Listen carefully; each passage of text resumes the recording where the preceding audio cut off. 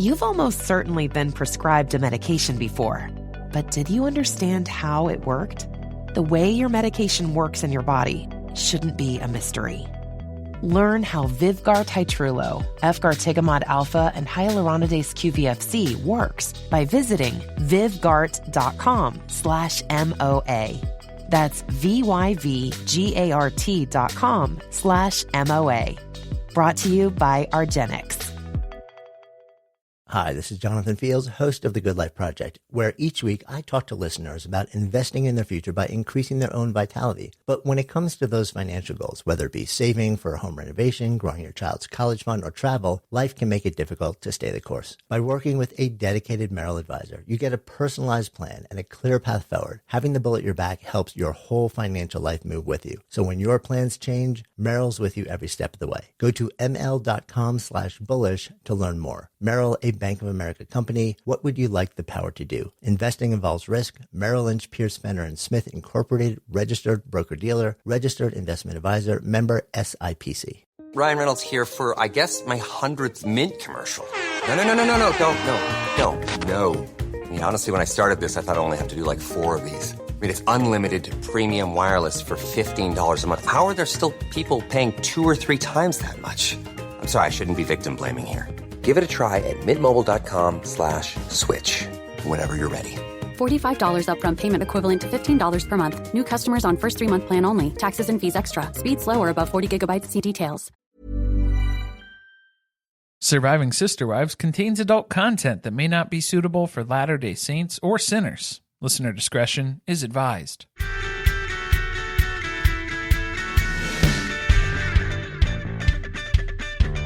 Hello and welcome to Surviving Sister Wives, the podcast where a monogamous couple drink heavily while recapping Sister Wives on TLC. I'm Corey. And I'm Carly. And this is Season 18, Episode 12. Can't see the forest for the trees.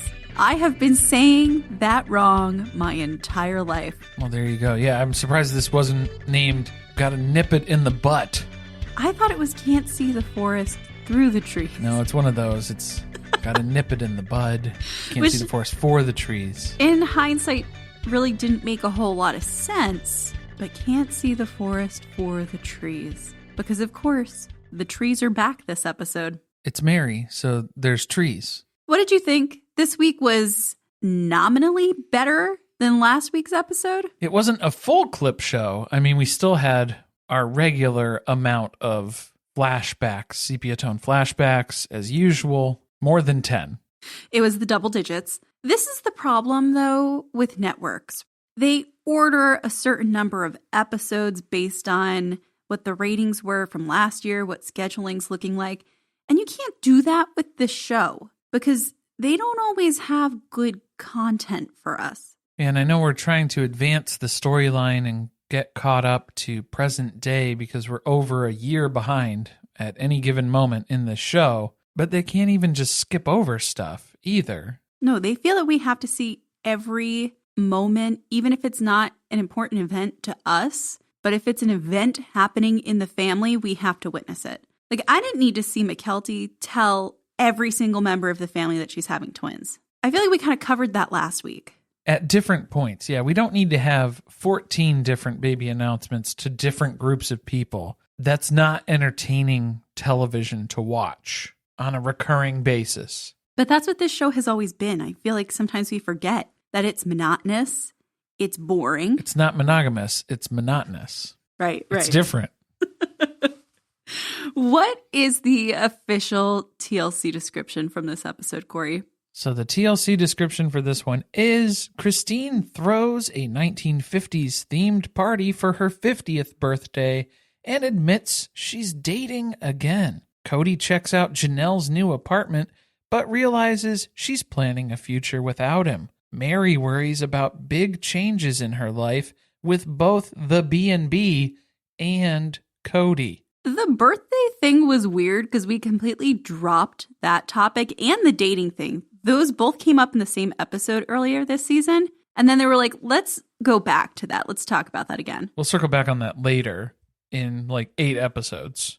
admits she's dating again. Yeah, because in the second episode this season, she was talking about meeting with a matchmaker. This is not new information. Why is this surprising or shocking to anyone? It's not. It's not. But get ready for some heavy tree symbolism. We got a Rorschach test at the end of this episode to kind of figure out what sort of allegory we're seeing between the trees at the B&B and Meri and Kody's relationship. It was a little heavy-handed, was it not? You think? All right, you ready for my rewrite? Let's hear it. Meri starts her search for a non-porous bar top. Janelle asks for Kody's help curating a gallery wall for her new apartment. Meri makes a desperate attempt to get Kody to peel her logs one last time. Peeling logs. Get your gloves on. Get your visor on. We're ready to go. Pull your sunglasses on top of your head to hold your hair back. That's what she was hoping for. Gonna blow her hair back. Look out. Before we get into the episode, announcements, shall we? Kody made an appearance on a podcast, not this one. Thank God. There was no way you can ask him questions. This was like 2 hours long, basically? And they asked probably 4 questions in total. He just rambled. I think my favorite parts were when he kept asking to edit things out, even though the podcast literally has live in its name because they were doing a live session for the interview. So then just making everybody so uncomfortable because I think he's just used to yelling that at everybody on the set for production of Sister Wives of, oh, can we just edit that out? I didn't mean to say that. Can we edit that out? No, it's live. That was probably the best part. It's here. Because he said it so many times because they weren't telling him they were going to do it because this is a live show. You said it, everyone saw it. Like it just happened. It's on there. They didn't know what to say. And finally, the last time he asked, they had to be like, yeah, bro, that we can't do that. It's all in here. Unfortunately. Yeah, it's all here. I don't know how to edit that. We don't have a time machine.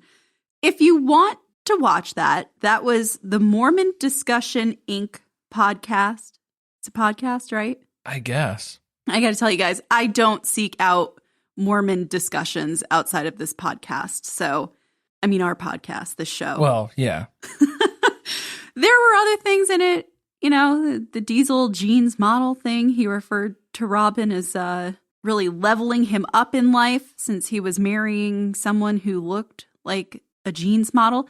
Is that why she spent all that money on that Victoria's Secret credit card? Does she still look like a diesel jeans model? That was a long time in the past. It was a long, long time ago.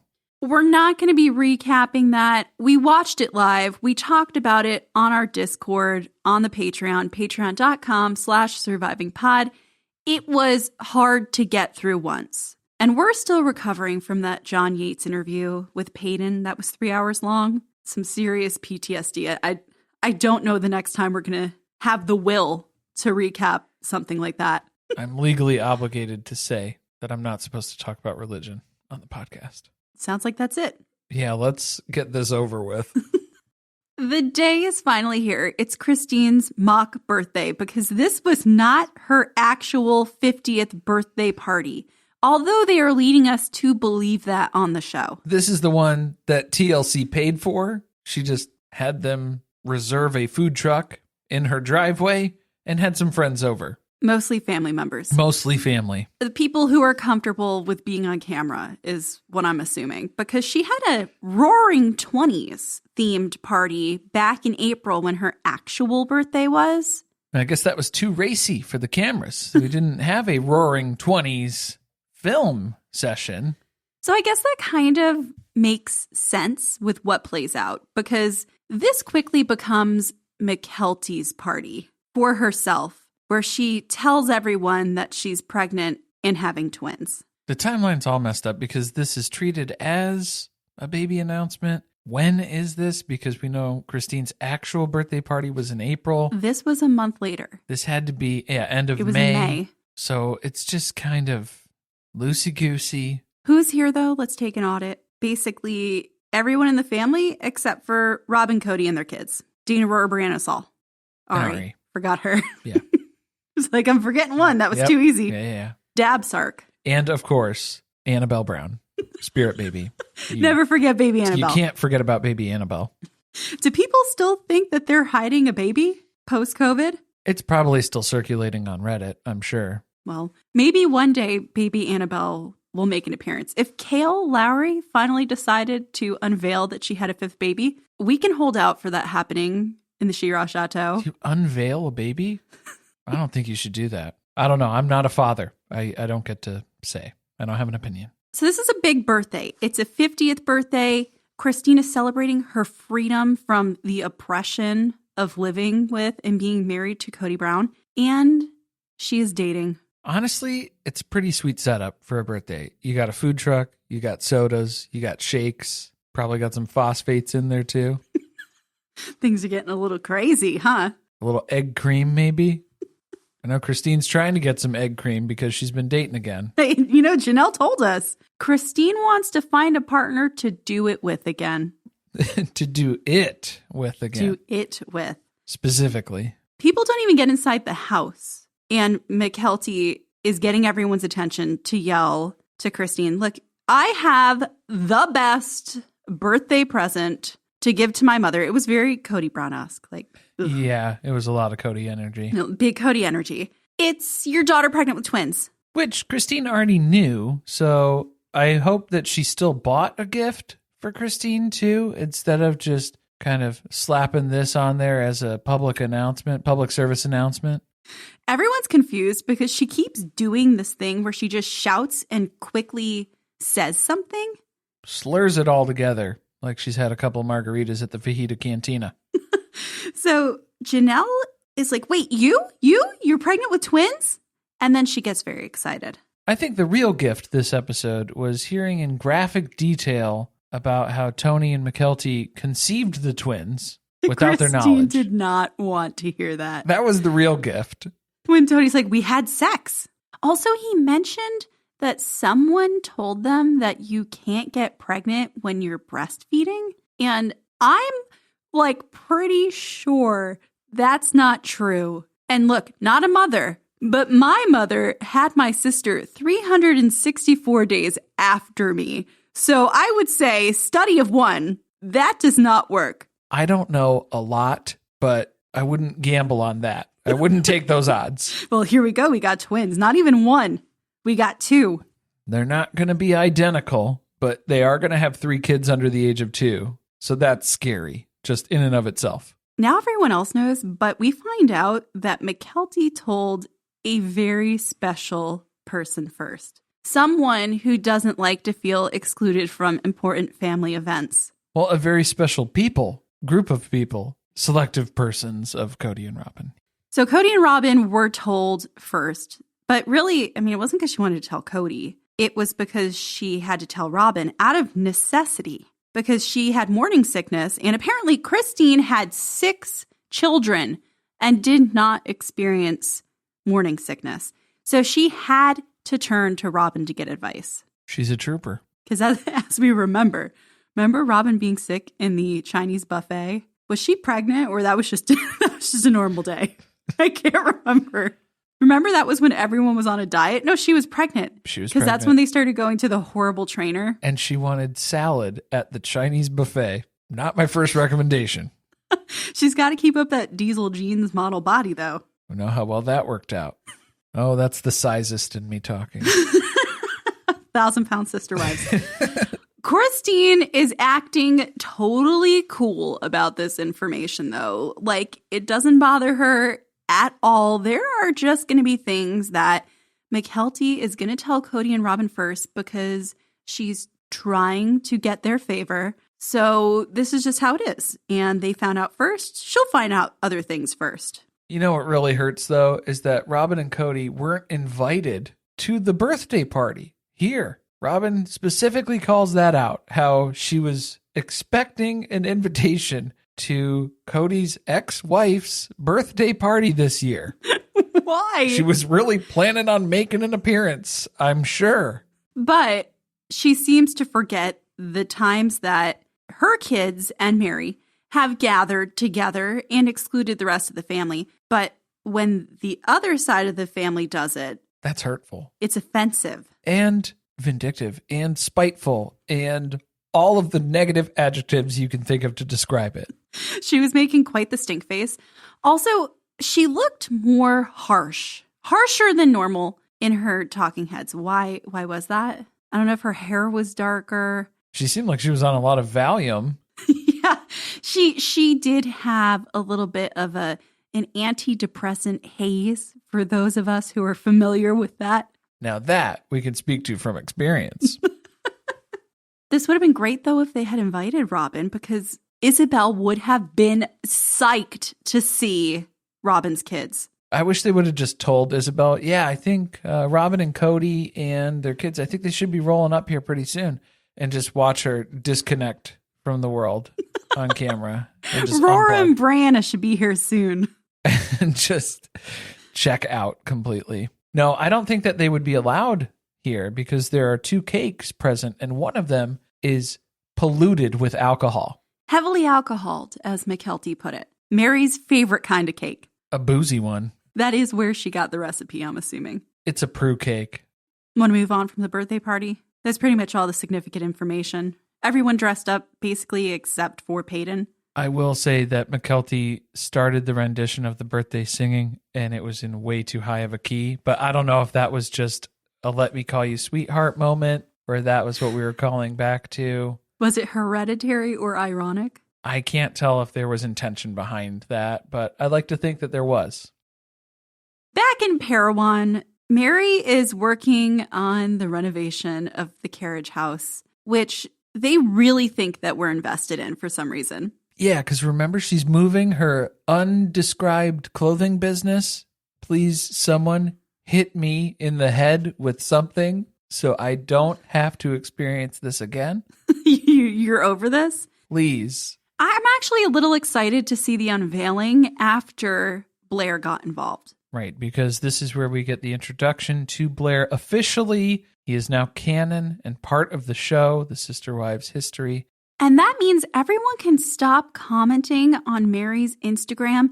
And also, there's a lot of Facebook comments by older, confused fans of the show who think that this is her new boyfriend. An eligible bachelor. Which we find out is not true. He's not in Meri's market, if you know what I mean. Not my demographic. Not her demographic. But he is an interior designer. So he's here to save the day. We're going to revamp the carriage house. And there's a theme that Meri has assigned for this project. And it is industrial steampunk. Oh, I thought the theme that you were talking about was that Meri hires friends. That's another theme. She pays people to hang out with her. We got Jen. Now we got Blair. And Jen's still the hero overall because Jen's involved in this process too. But of course. Blair's doing the actual interior decorating and coming up with the design elements here. She did meet Blair online. But she made sure to make sure that he's actually the person he claims to be before meeting him in person. Meri has learned that lesson.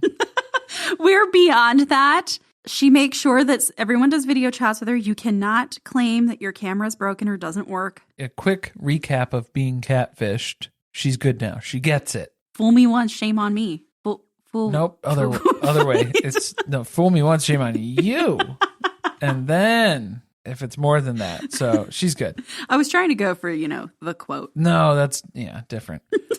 We get Blair's take on Meri being in a plural family, obviously, because production still has the same sheet of questions that they've been asking people since 2009. Why are we doing this? Who cares? He's not even a random person. Remember when they would bring a random contractor and they would ask these questions? Or a store owner that they happened to befall upon? This is actually a real life friend of hers who has now become an employee. We don't need to ask them these things. She pays me to be here. I don't care what she does. That's how you know they have no footage. All right, the plan for this space. It's going to be a workspace, but it's also going to be a mini LuLaRoe store. We can't say it, though. Don't say that. The brand that shall not be named. It's going to be steampunk, industrial, gears, wood, brick. That's what we're going for. Screams LuLaRoe.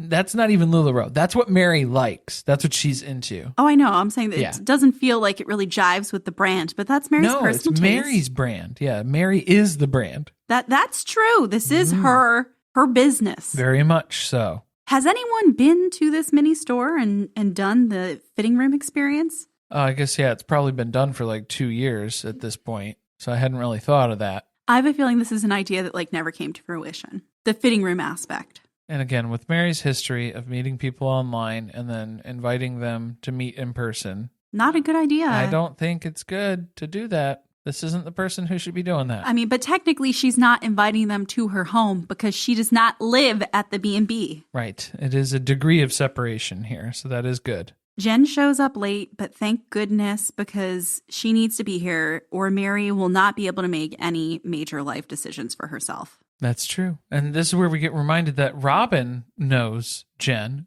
They're kind of friends too, I guess. Are they? No, they're not. She knows of Jen with 2 N's. Not at all. But you think Robin's kind of jealous, maybe, Yes. of Jen and Meri's relationship? She is very quick to assure us it is not jealousy. Robin is not jealous at all about Jen and Meri's relationship. She just wishes that her relationship with Meri was kind of more like the relationship that Meri has with Jen. That's not jealousy, though. That's something else. It's different. Totally different. Her relationship with Meri is more like that frenemy you call when something really bad is going on in both of your lives and you're trauma bonded together. So that's probably more lasting connection. It's more valuable to Robin, even though she wishes that she still had the fun, light relationship that Jen and Meri have, where they joke and they laugh. Oh boy, do they laugh. If this was 15 years ago, Jen would have been recruited by Meri to join the family. I think so. If Jen was single, thank God she already had a husband. Well, we don't know. 15 years ago, did she? I think so.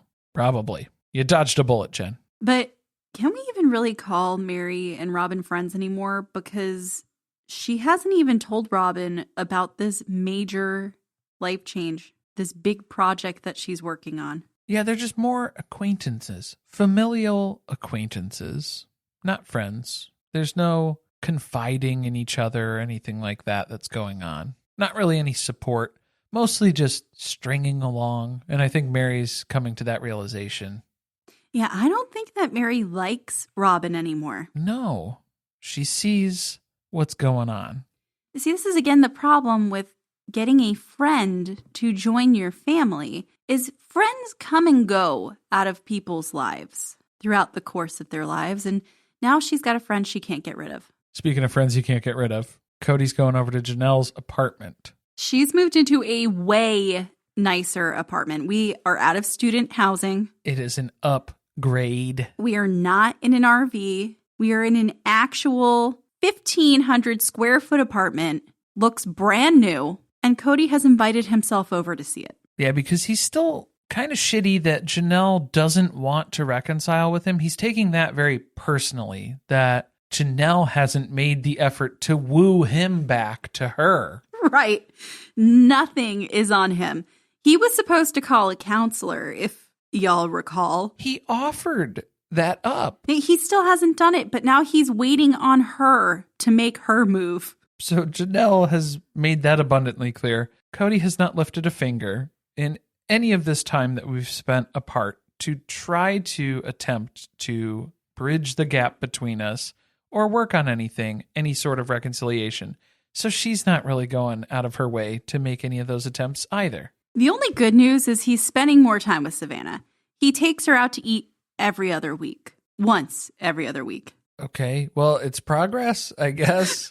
Let's not call ourselves Dad of the Year yet. Yeah, we're patting ourselves on the back pretty hard over that. And that whole thing with Gabe and Garrison, just waiting for time to let that blow over. Not going to make any other effort to reach out to them in any other form or fashion. The phone goes both ways. Just hoping that that will somehow resolve itself. Stuff's good with Savannah because she hasn't wronged me in these ways that Gabe and Garrison have. So that's good. As soon as Kody comes into the apartment, though, he is taken aback by how cool this place is, how amazing this kitchen is. And I think Janelle is immediately regretting letting him into this space because this was her sanctuary. This was her fortress of solitude away from Kody. And now he's coming in to pollute this environment. Yes, plus she was picking up the vibe that he wanted to move in. And that was not the intention of allowing him to come here. No, I'm showing you what you're missing out on. So she has to assert her dominance after she sees this take place. So she asks him, while you're here, could you do a little work? I have some artwork that needs to get hung up, so maybe you can help me with that before you leave. Oh, we know Kody's got a ton of experience hanging artwork. If you couldn't tell from the walls that are covered at the She-Ra Chateau. What do you think she has to hang up? Do you think she still has her iron horse sculpture that used to be above the fireplace? Yeah, some delicate artwork that needs to go up, for sure. It's probably just a bunch of framed movie posters that Gabe and Garrison had before they moved out. It's a Scarface. Reservoir Dogs. Oh my God, this could be a whole thing. All right, welcome to a new segment where we theorize what movie posters hung in Gabe and Garrison's room. Boondock Saints. Train Spotting. Oh, yeah, that's a good one. A very large tapestry of Bob Marley. For the grow op. It's for the grow op. Don't judge. It's my business. He is so impressed. He's walking around this place. This is the kind of place I want to live in. All those other shitty places you lived. Oh, gross. Yeah, the RV. Ugh. And then this other apartment that you had before that you forced me into. Feel like I got ringworm just looking at the bathtub. Terrible. And you can tell because he's starting to use we language. It switched from you, me, to we. The new Boost Mobile network is offering unlimited talk, text, and data for just $25 a month for life. That sounds like a threat. Then how do you think we should say it? Unlimited talk, text, and data for just $25 a month for the rest of your life? I don't know. Until your ultimate demise. What if we just say forever? Okay. $25 a month, forever. Get unlimited talk, text, and data for just $25 a month with Boost Mobile forever. After 30 gigabytes, customers may experience slower speeds. Customers will pay $25 a month as long as they remain active on the Boost Unlimited plan. This is Steve Covino from Covino & Rich, here to tell you Toyota's legacy has been standing tall for generations. From pioneering hybrid technology to redefining the standards of safety and efficiency. With each innovation, a commitment to progress. And with a legendary lineup of in-stock trucks, including the ultra-rugged new Tacoma and heavy-duty half-ton Tundra, you can experience the legacy of Toyota for yourself. Visit buyatoyota.com, the official website for deals, to find out more. Toyota, let's go places.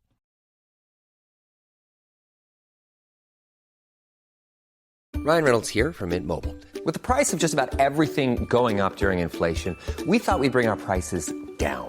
So to help us, we brought in a reverse auctioneer, which is apparently a thing. Mint Mobile Unlimited Premium Wireless. How to get 30, 30, bit to get 30, bit to get 20, 20, 20, bit to get 20, 20, bit to get 15, 15, 15, 15, just $15 a month? Sold! Give it a try at mintmobile.com/switch. $45 upfront payment equivalent to $15 per month. New customers on first 3-month plan only. Taxes and fees extra. Speed slower above 40 gigabytes. See detail. We all have dreams. Dream home renovations, dream vacations, or sending our kids to their dream colleges. But finding straightforward ways to turn those dreams into realistic goals, that's where things get tricky. Merrill understands that. That's why, with a dedicated Merrill advisor, you get a personalized plan and a clear path forward. And having the bull at your back helps your whole financial life move with you. So when your plans change, Merrill is with you every step of the way. Go to ml.com/bullish to learn more. Merrill, a Bank of America company. What would you like the power to do? Investing involves risk. Merrill Lynch, Pierce, Fenner & Smith Incorporated, registered broker-dealer, registered investment advisor, member SIPC. This is a mini meditation guided by Bombas. Repeat after me. I'm comfy, comfy. I'm cozy, cozy. I have 0 blisters on my toes. Blisters. And that's because I wear Bombas, the softest socks, underwear, and t-shirts that give back. 1 purchased equals 1 donated. Now go to bombas.com/ACAST and use code ACAST for 20% off your first purchase. That's BOMBAS.com/ACAST and use code ACAST at checkout.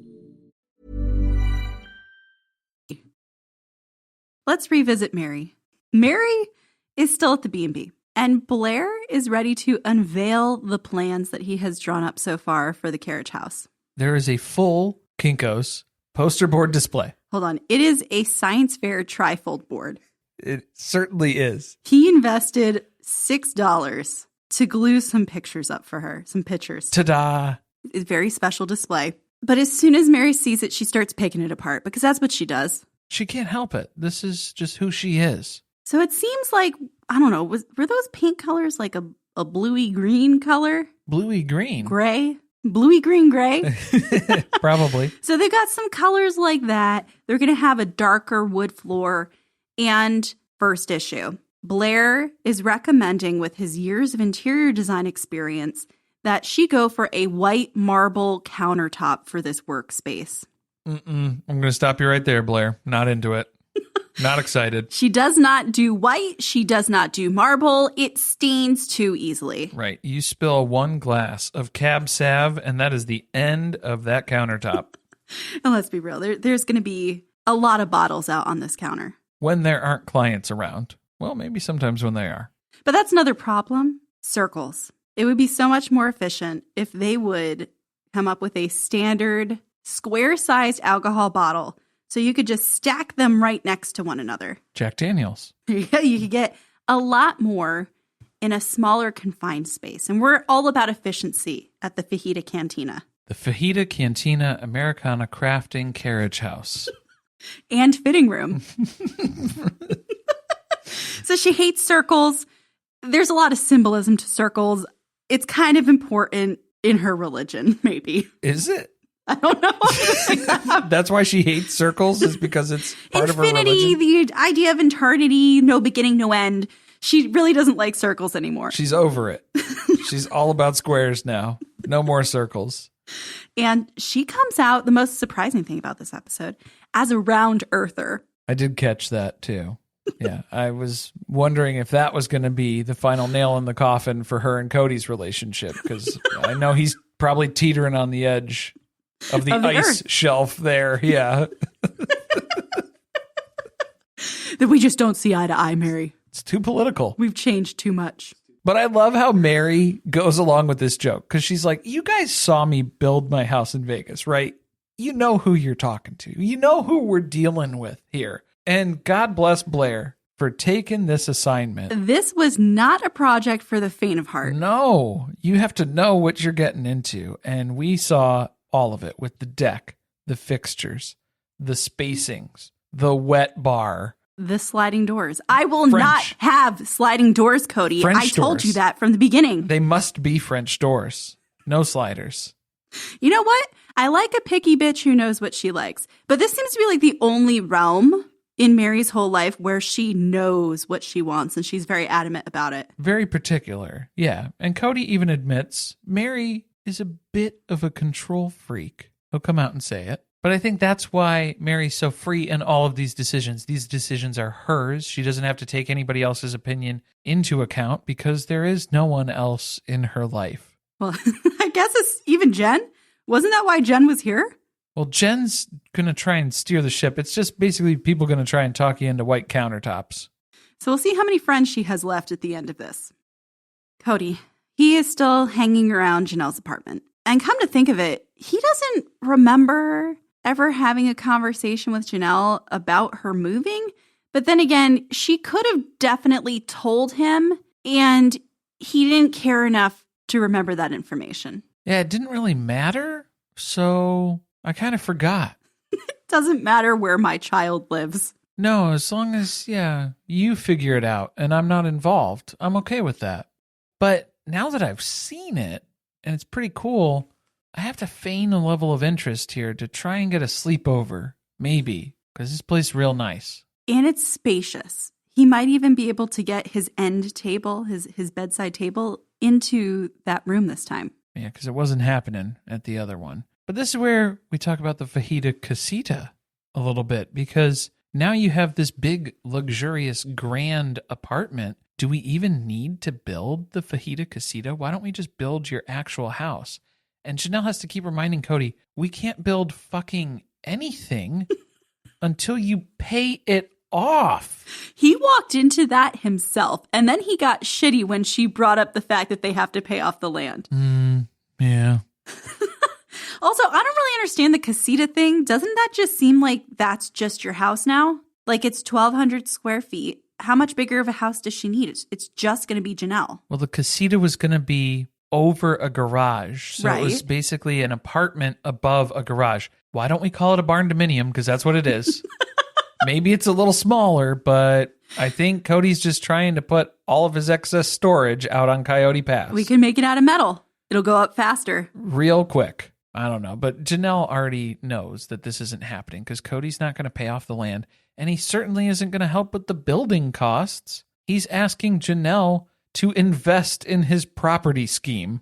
How about you build something larger because it's going to increase the value of our property when we build next to it? I don't think he's going to realize that that's going to increase the taxes that they owe on the land, too. I don't know if they're budgeting for that properly. So he just says, yeah. And then he starts to stare off in the other direction.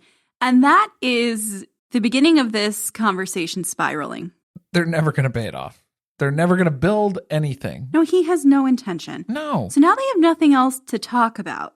So then they're just pointing out other features in the apartment. Wow, what's this closet? Is that storage? No, that's laundry because it's in unit because this place is baller. See, this is where I was like, don't give him too much information about the floor plan because that's dangerous. Yeah, he's going to come in with his night vision goggles. No. Tell him that goes somewhere else. It's a basement, actually. It's a utility closet. But he's pointing out how the countertops are different. I guess one of them's not white, so Meri could live here if she needs to. Savannah is even trying to draw blood from a stone.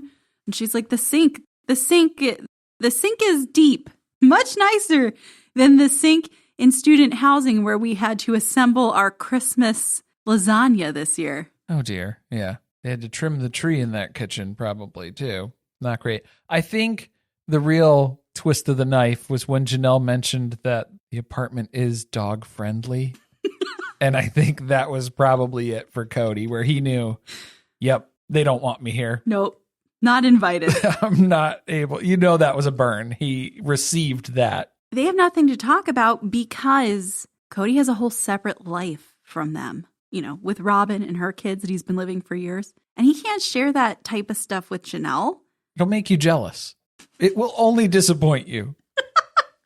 No. He doesn't care about her feelings. Oh, no, sorry. It's because he's worried she's going to take that information back to Christine. Oh, that's it. Yeah.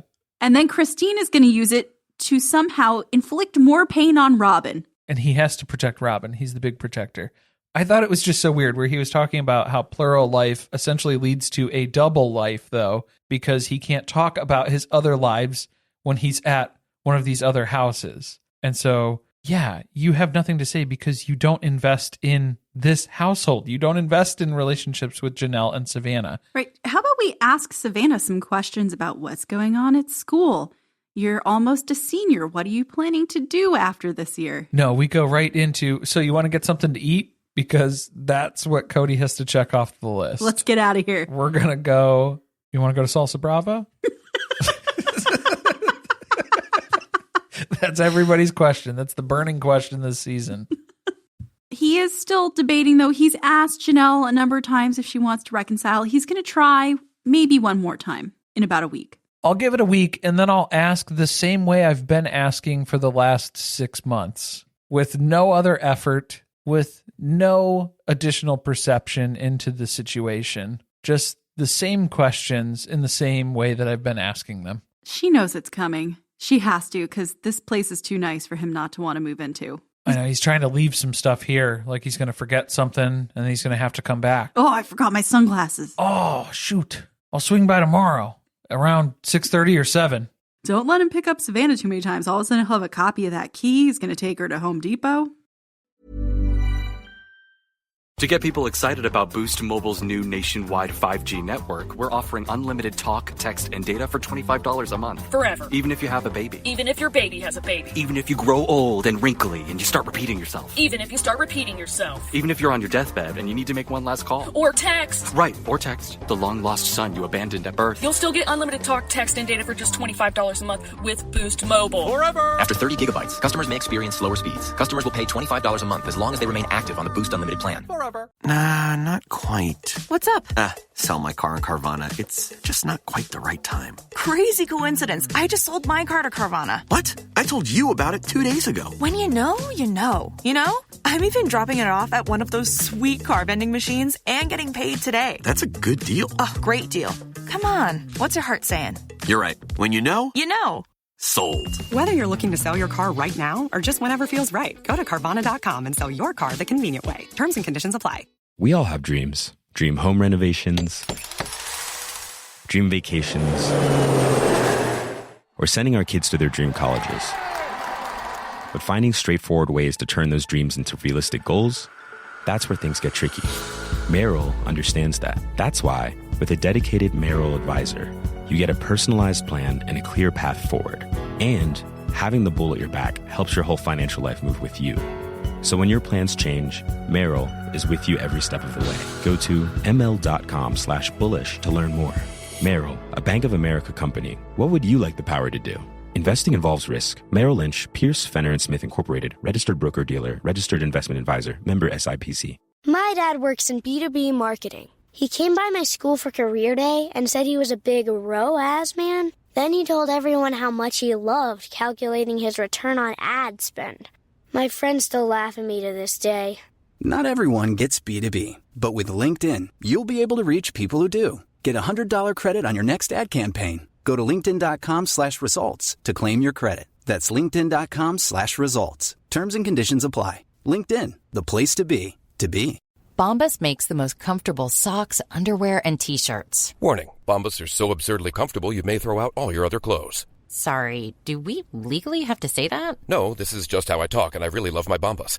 They do feel that good. And they do good, too. One item purchased equals one item donated. To feel good and do good, go to bombas.com/ACAST and use code ACAST for 20% off your first purchase. That's BOMBAS.com/ACAST and use code ACAST at checkout.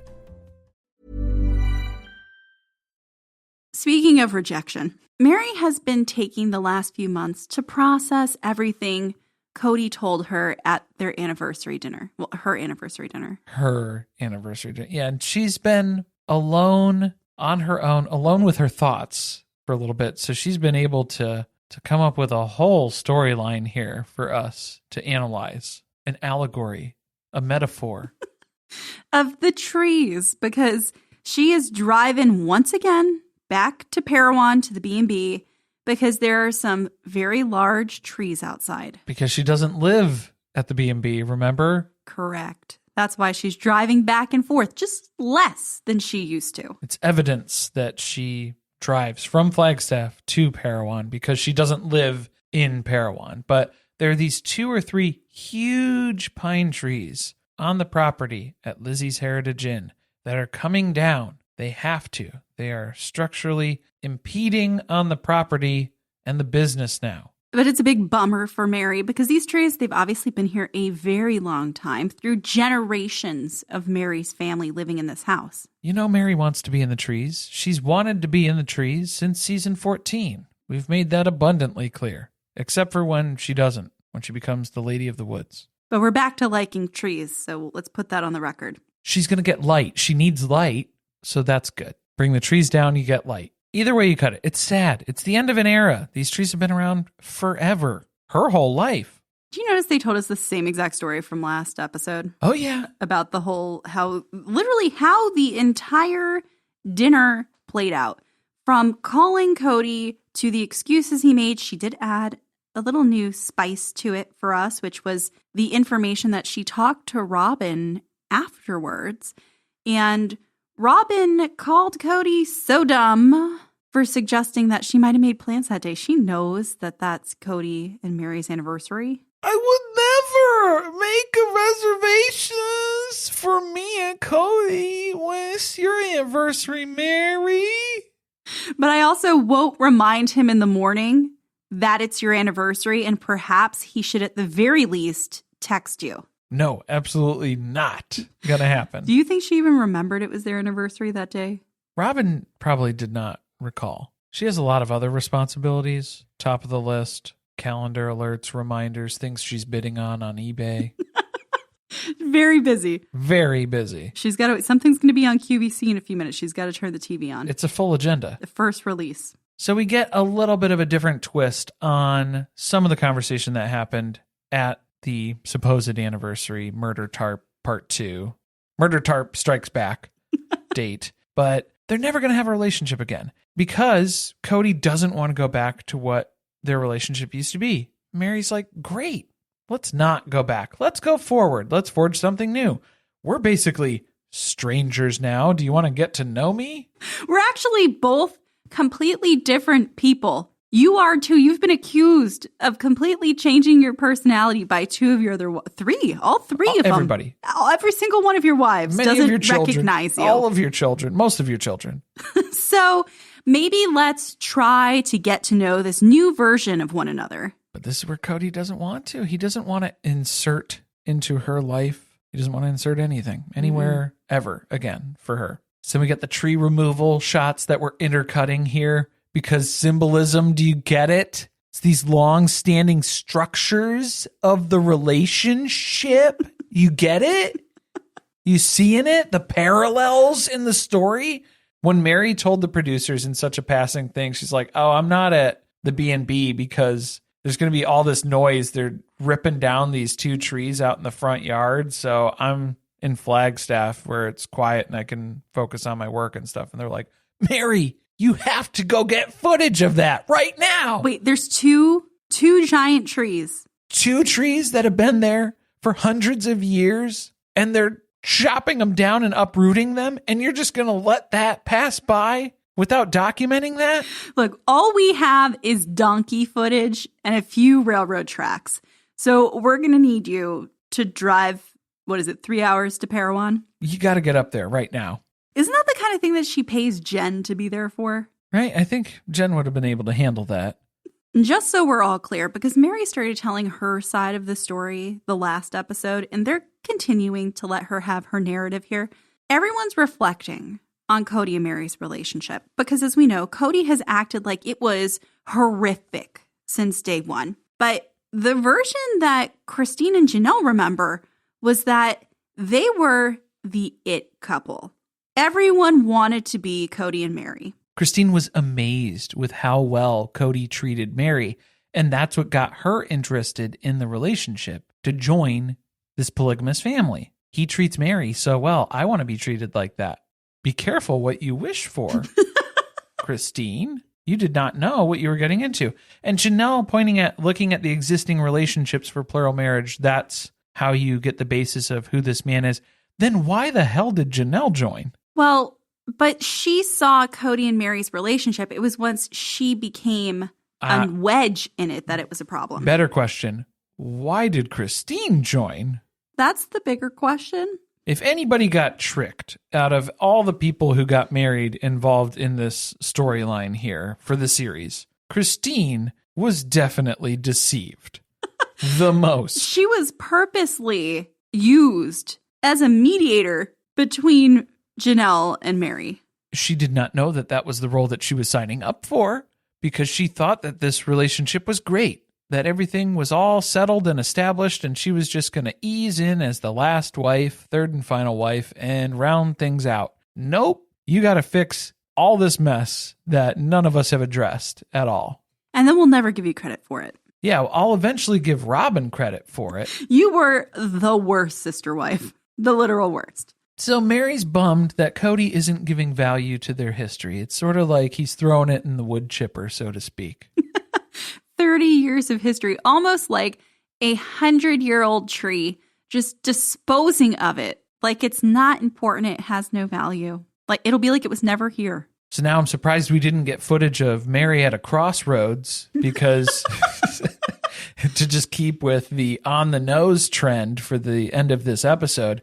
But Meri has a decision to make because she's just been kind of lingering for a little while. She's just sort of around as another vague member of the family, kind of in the orbit of the family, but she's not a wife, that's for sure. So she can either keep doing that or she can terminate it. So we're right at the same decision point where she was at the end of the last episode with no additional context or information to go off of informing that decision. No progress made. Nothing. Except for, screw him, he's not worth it. I think we kind of have an idea where that's going to go. But it also helps that this is so far in the past and we already know that Meri and Kody are publicly divorced. Well, that, and she did go through with cutting down the trees. And in the end, it wasn't as bad as she thought it was going to be. You know what? I'm thankful that they did cut down the trees too, because there were so many pine needles on the roof of that house. It's just going to be a lot clearer. You're going to be way less work on trying to clear the gutters out, a lot less maintenance, better for the house. I think it's a good call. Overall, I think it was good. I'm just saying, from a logistics standpoint, you made the right call. But we're left to wonder, what will Meri's call be? Next episode, I don't even know how to explain what's going to happen in the next episode, because it was a fever dream of hodgepodge different topics. It was a weird mix of clips here. Like, I don't know what story they were trying to tell us or what they were teeing up to get us hooked with. No, Kody's out on Coyote Pass with a friend trying to hook a trailer up to a truck and talking about being on a farm. And then Christine declares that she and Janelle are the only survivors of their family. Might have to call our lawyer. And then Kody says, I refuse to separate from Robin. You're not going to separate me from her. And Janelle tries to settle her estate. Good luck with that, girl. That was the only interesting part to me, because I like when Janelle brings us family finance receipts. That is good. I hope she contacts a lawyer. Perhaps Ronald McDonald Esquire will be taking a call next week.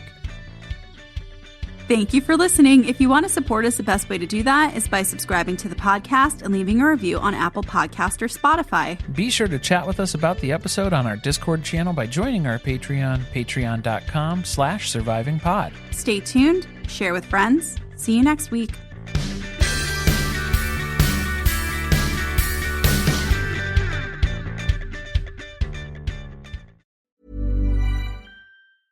Discover Hydro, the best kept secret in fitness. Hydro is the state-of-the-art at-home rower that engages 86% of your muscles, delivering the ultimate full-body workout in just 20 minutes. From advanced to beginner, Hydro has over 500 classes, shot worldwide and taught by Olympians and world-class athletes. For a 30-day risk-free trial, go to Hydro.com and use code ROW450 to save $450 on a Hydro Pro rower. That's HYDROW.com, code ROW450.